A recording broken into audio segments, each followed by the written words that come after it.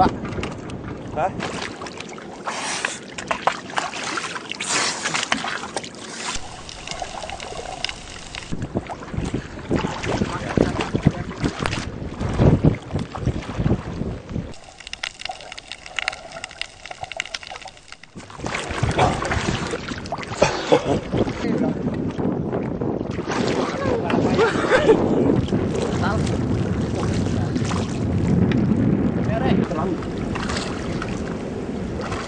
Memanah ikan merupakan keseharian Rasun 38 tahun.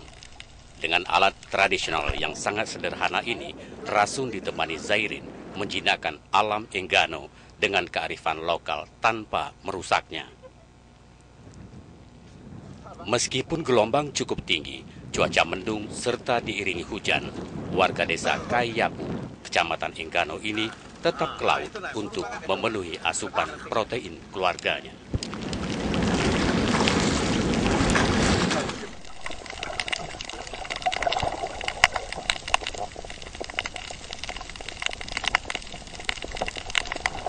Hanya dalam hitungan menit ikan tertancap di busur panahnya. Rasun saat ini memang sedang memanah ikan di perairan Pulau Dua, sebelah timur Pulau Enggano. Bagi Rasun, mencari ikan di perairan ini cukup mudah.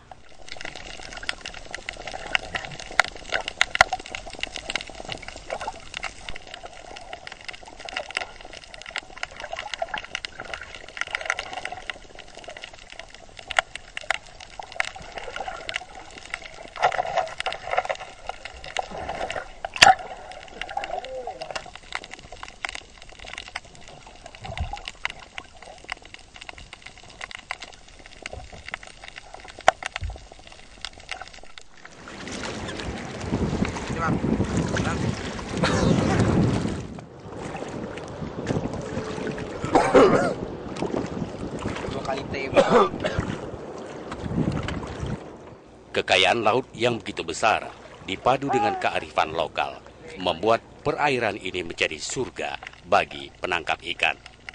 Sudah biasa ya, dari umur 15 tahun saya sering menangkap ikan dengan panah, tidak merusak lingkungan ya. Ikan dengan mudah diperoleh dengan saya, dengan senjata ini.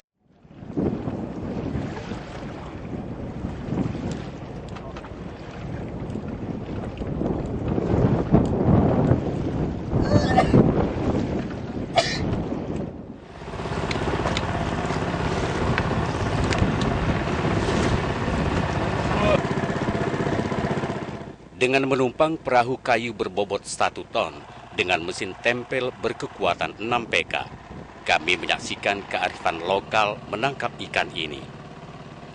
Meskipun ombak sangat tinggi dan arus sangat deras, perahu yang dikemudikan Sanwar 40 tahun ini berusaha menyibak gelombang ombak menuju Pulau Dua. Perjalanan dari desa Kaiyapu menuju Pulau Dua sekitar 30 menit. Rasun sendiri menyebut lokasinya memanah sebagai kolam ikan untuk menggambarkan betapa gampangnya ikan ditangkap. Kepala desa Kaiyapu Zairin mengakui warga desanya cukup gampang mendapatkan ikan. Desa Kaiyapu merupakan desa yang terletak di ujung timur Pulau Enggano, berdekatan dengan Pulau Dua. Zairin sendiri sebelumnya berprofesi sebagai nelayan.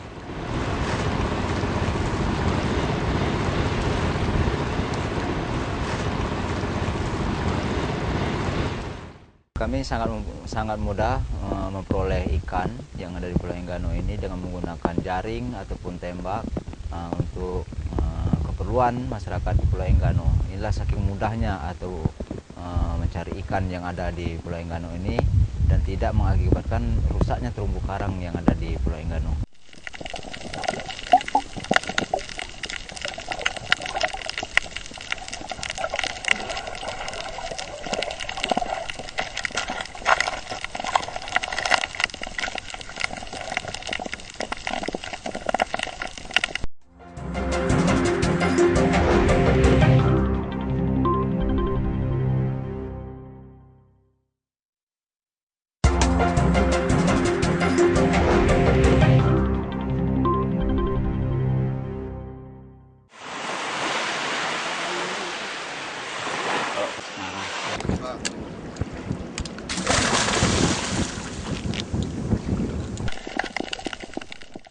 Tak hanya ikan di bawah sana, hamparan pemandangan laut termasuk terumbu karang begitu indah dan mempesona. Asri dan alami, belum tersentuh kerusakan tangan-tangan jahil, sehingga layak untuk wisata menyelam dan snorkeling.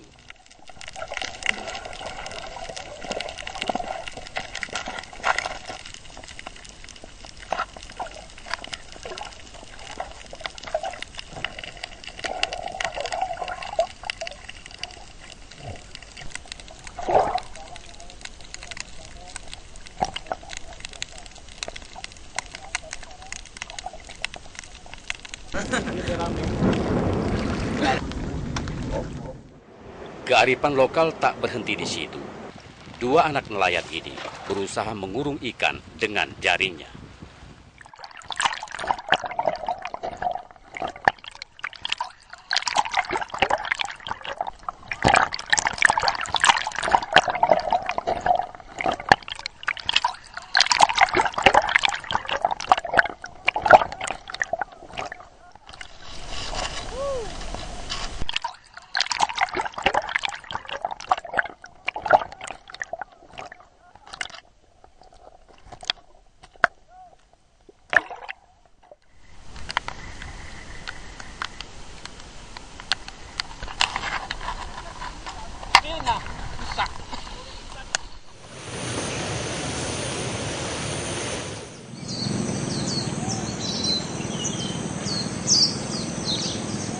Di pinggir pantai, seorang pencari kepiting, Larno, dengan bangga menunjukkan hasil tangkapannya berupa kepiting besar. Kalau masak sendiri saya belum pernah, kalau di restoran sih. Kadang-kadang ya pukul 30 tuh kadang dapat 6, kadang 5, kalau cuma di sekitar sini. Ada yang sekilo 7 on, ada sekilo 2, sekilo lebih 2 on ada, 1,5.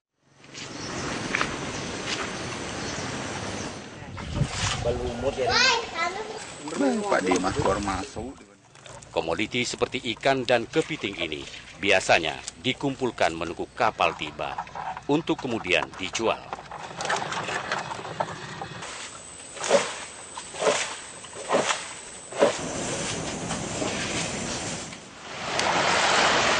Sebagaimana layaknya sebuah pulau di tengah samudra yang berjarak sekitar 170 km dari kota Bengkulu dan merupakan pulau terluar, pesona pantai dengan air yang jernih sangat menakjubkan. Para ahli mencatat, Pulau Enggano secara historis geologis tak pernah bergabung dengan Pulau Sumatera.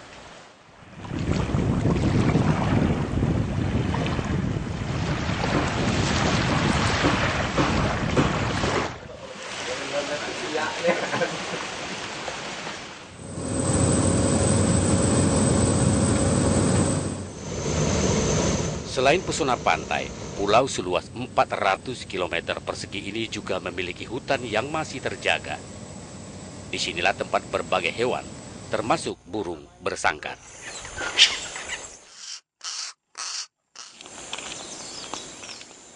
Enggano memiliki sejumlah burung khas, di antaranya Bio Enggano, burung kacamata Enggano, dan uncal buao.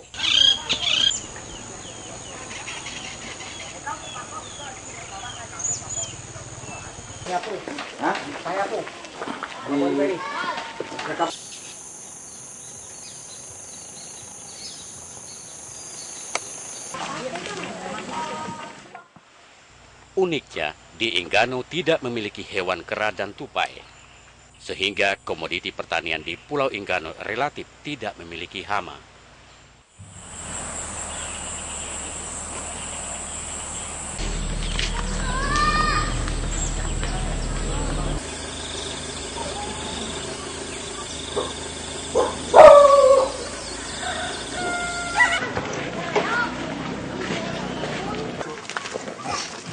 Di bidang pertanian, Pulau Enggano merupakan sentra pisang. Hasilnya dijual ke Bengkulu, termasuk ke Lampung. Itu saudaranya saya.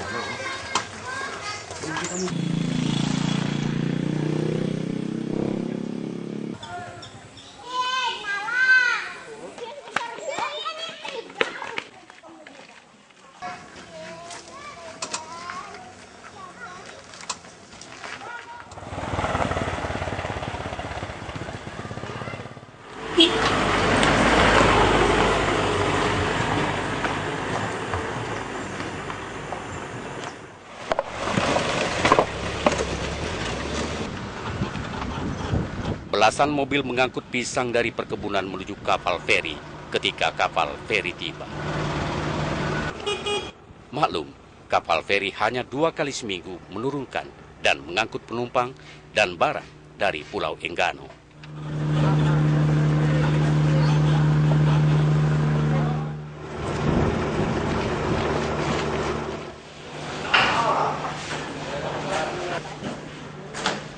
Ini bos pisang ini, Pak. Bos pisang ini.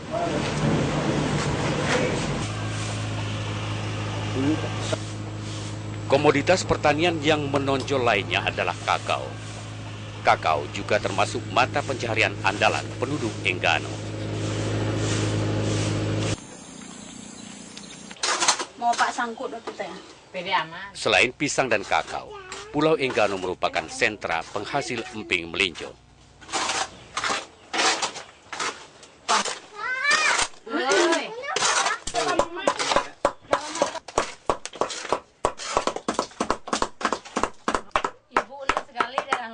Bilang tangannya besar sebelah.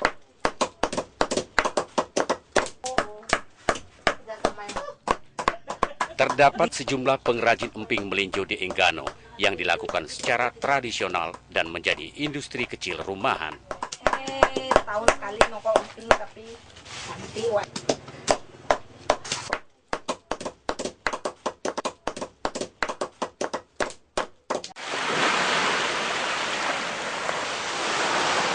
Potensi laut dan hutan begitu melekat dengan Pulau Enggano, mulai dari destinasi wisata hingga sebagai alam konservasi yang sering dijadikan objek penelitian. Enggano layak disebut sepotong surga di Samudra Hindia.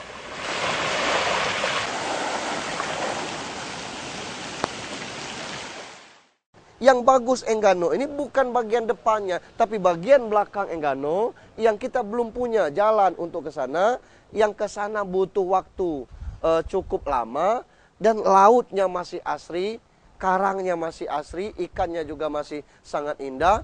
Semuanya bisa kita laksanakan di sana. Hanya saja publikasinya belum.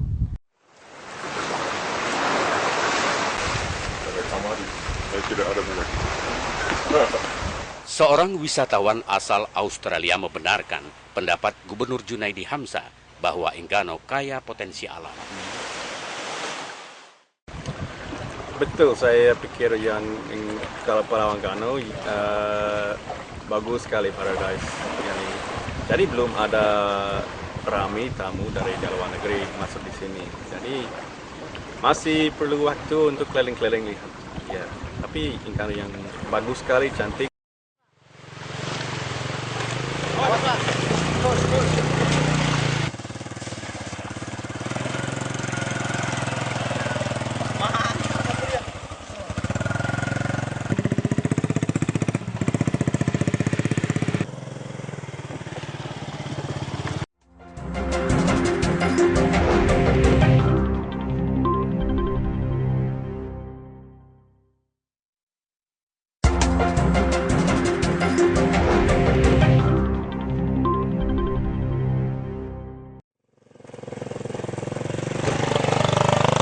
Pesona sebagai sepotong surga itu menjadi pupus ketika kita menjelajahi Enggano.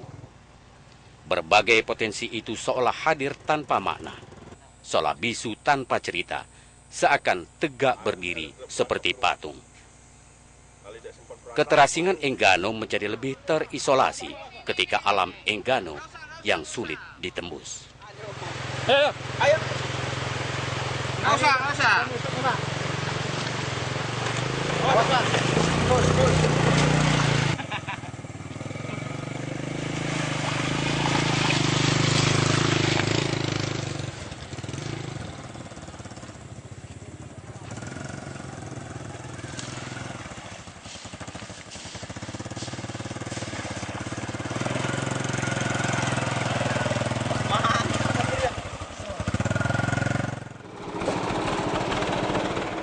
Jalan lintas yang membelah Pulau Enggano yang sekaligus menjadi penghubung 6 desa di Enggano rusak parah.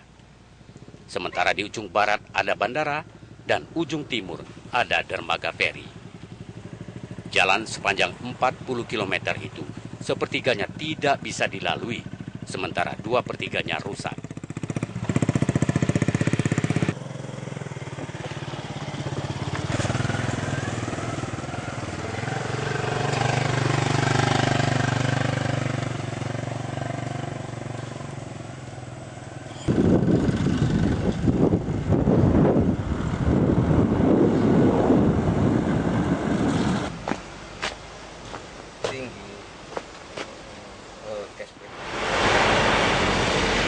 Untuk menghindari jalan rusak ini, sejumlah kendaraan baik sepeda motor maupun truk pengangkut BBM memanfaatkan bibir pantai ketika air laut surut.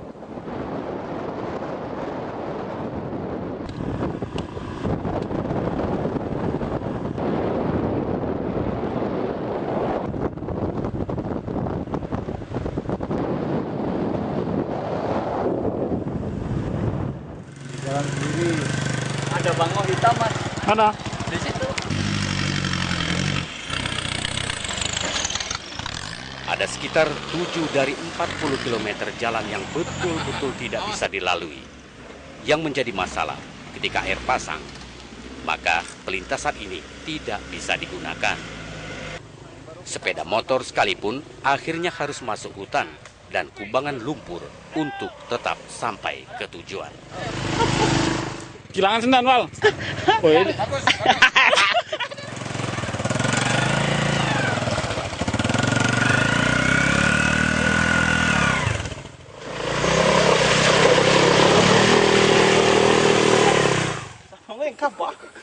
Muko-muko kena kan.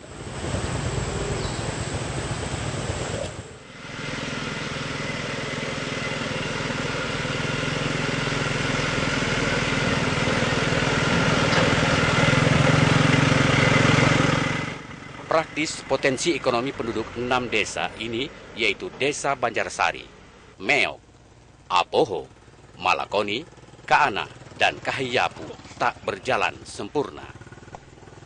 Jalan sebagai urat nadi perekonomian tak terurus dengan baik.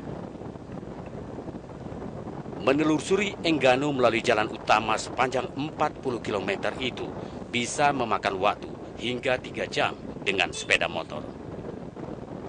Banyak jalan yang dengan sepeda motor sekalipun tak bisa dilalui.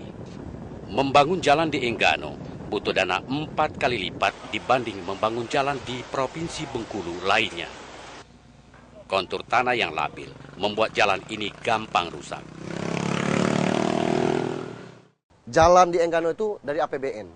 Hanya saja kos pembangunan di Enggano itu mencapai 4 kali lipat dari pembangunan di provinsi. Karena bahan-bahannya, materialnya harus diangkut di sini. 20 miliar untuk di wilayah provinsi itu bisa mencapai katakanlah 10 sampai 12 km. Tapi di situ hanya 4 sampai 5 km karena kosnya itu tadi sangat besar. Dolar 35.000.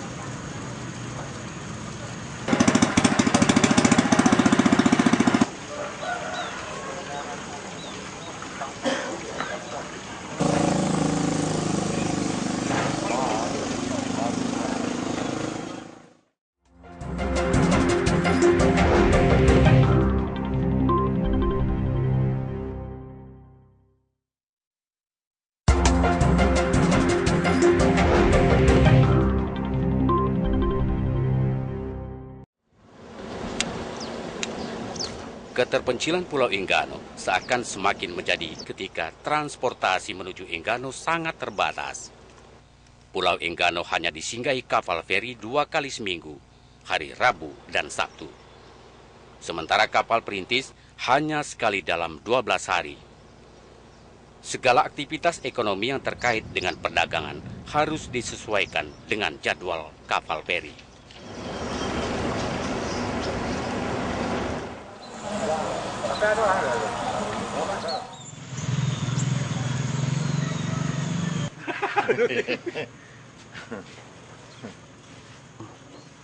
Dolar 35.000. Jarangnya kapal masuk ke Enggano berpengaruh terhadap stok BBM.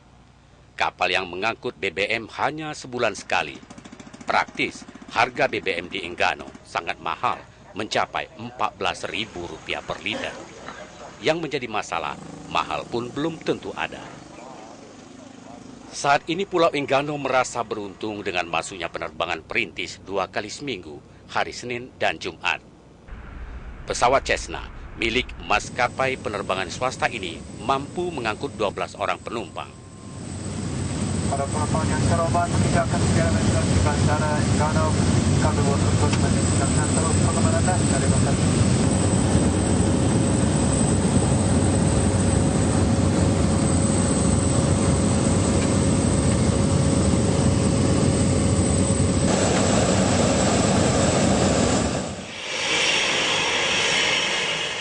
Kapal peri, kapal perintis, dan pesawat Cessna telah sedikit membebaskan penduduk Enggano dari keterisolasian. Gubernur Junaidi Hamzah menuturkan masuknya pesawat Cessna salah satu bukti bahwa pemerintah daerah tidak melupakan Enggano. Harapan kita dengan munculnya bandara di sana tahun ini akan terus kita minta kepada pusat untuk penambahan dari beberapa sisi dari bandara ini. Otomatis nanti akan dibangun infrastruktur untuk hal yang lain untuk masa itu. Upaya membuka keterisolasian itu tampak dan nyata. Bandara Enggano saat ini sedang dibenahi dengan membangun gedung baru. Dibantu TNI Angkatan Laut, ruas jalan sepanjang 40 km itu juga dalam tahap perbaikan.